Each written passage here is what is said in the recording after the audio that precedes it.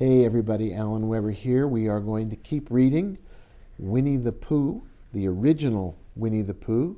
This is the 1927 edition of Winnie the Pooh. And yesterday we started chapter 1, in which we are introduced to Winnie the Pooh and to Christopher Robin, Winnie the Pooh's best friend.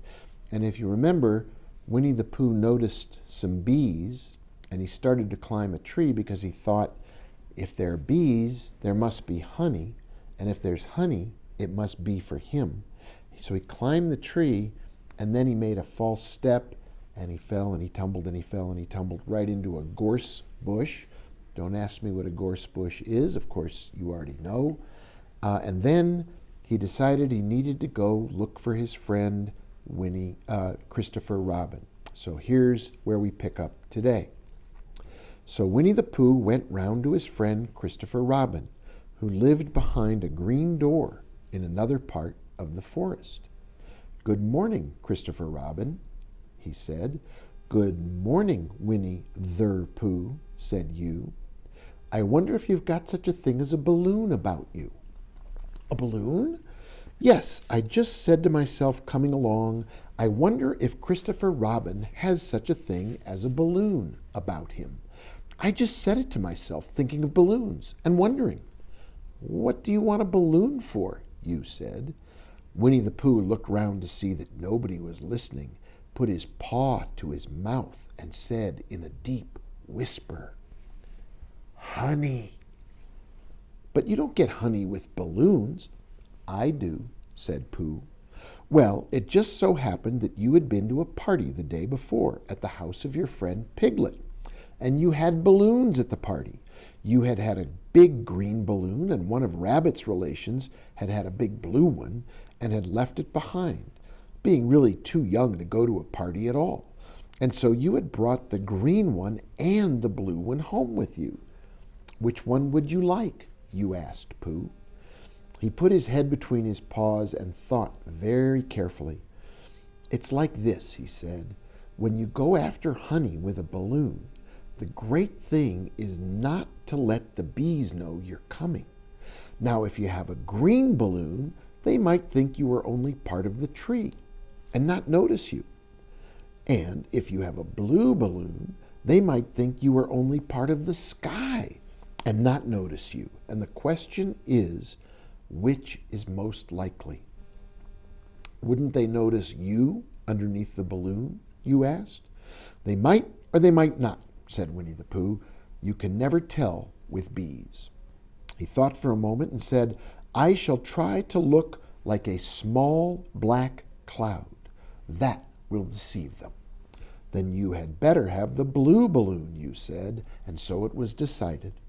Well, you both went out with the blue balloon, and you took your gun with you, just in case, as you always did, and Winnie the Pooh went to a very muddy place that he knew of, and rolled until he was black all over, and then, when the balloon was blown up as big, and you and Pooh were both holding on to the string, you let go suddenly, and Pooh Bear floated gracefully up into the sky and stayed there, level with the top of the tree and about 20 feet away from it. "Hooray!" you shouted.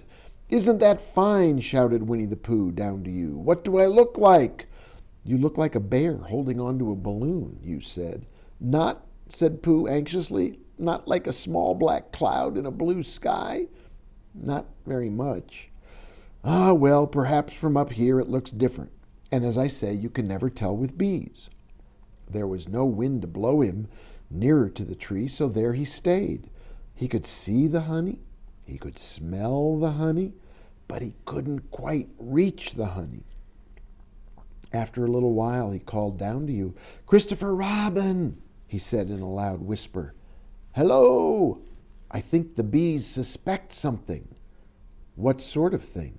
"I don't know, but something tells me they're suspicious."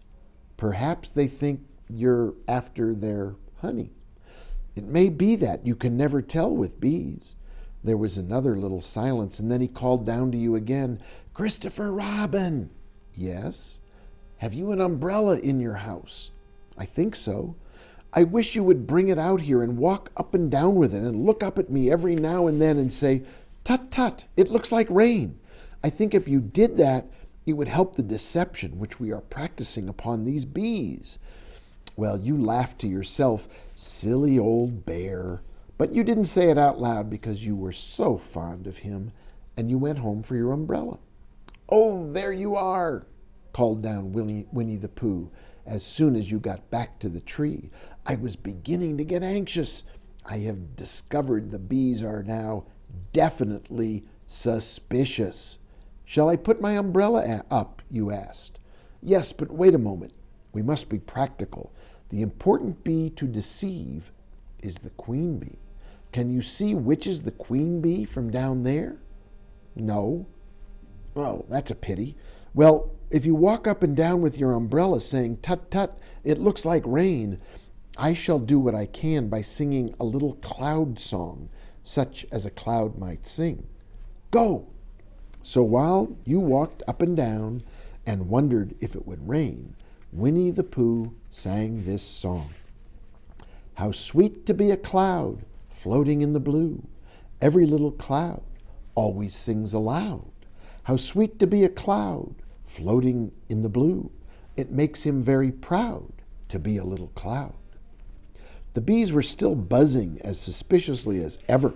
Some of them, indeed, left their nests and flew all around the cloud as it began the second verse of the song, and one bee sat down on the nose of the cloud for a moment and then got up. "Christopher, ow! Robin!" called out the cloud. "Yes, I've been thinking, and I have come to a very important decision. These are the wrong sort of bees." "Are they?" "Quite the wrong sort. So I should think they would make the wrong sort of honey. Shouldn't you?" "Would they?" "Yes, so I think I shall come down." "How?" asked you. Winnie the Pooh hadn't thought about this. If he let go of the string, he would fall, bump, and he didn't like the idea of that. So he thought for a long time. And then he said, "Christopher Robin, you must shoot the balloon with your gun." "Have you got your gun?" "Of course I have," you said. "But if I do that, it will spoil the balloon," you said. "But if you don't," said Pooh, "I shall have to let go, and that would spoil me." When he put it like this, you saw how it was, and you aimed very carefully at the balloon and fired. And I should tell you, it's a pop gun. It's not a real gun. "Ow," said Pooh. "Did I miss?" you asked. "You didn't exactly miss," said Pooh, "but you missed the balloon." "I'm so sorry," you said, and you fired again, and this time you hit the balloon, and the air came out slowly, and Winnie the Pooh floated down to the ground. But his arms were so stiff from holding on to the string of the balloon all that time that they had stayed straight up in the air, and whenever a fly came and settled on his nose, he had to blow it off, and I think, but I am not sure, that is why he was always called Pooh. "Is that the end of the story?" asked Christopher Robin. "That's the end of that one. There are others about Pooh and me and Piglet and Rabbit and all of you. Don't you remember?" "I do remember, and then when I try to remember, I forget. That day when Pooh and Piglet tried to catch the heffalump, they didn't catch it, did they?" "No, Pooh couldn't because he hasn't any brain." "Did I catch it?" "Well, that comes into the story." Christopher Robin nodded. "I do remember," he said, "only Pooh doesn't very well. So that's why he likes having it told to him again, because then it's a real story and not just a remembering. That's how I feel," I said. Christopher Robin gave a deep sigh, picked his bear up by the leg, and walked off to the door, trailing Pooh behind him. At the door he turned and said, "Coming to see me have my bath?" "I might," I said. "I didn't hurt him when I shot him, did I?" "Not a bit." He nodded and went out, and in a moment I heard Winnie the Pooh bump, bump, bump, going up the stairs behind him. And that's the end of chapter 1, in which we meet Winnie the Pooh. Thanks for listening.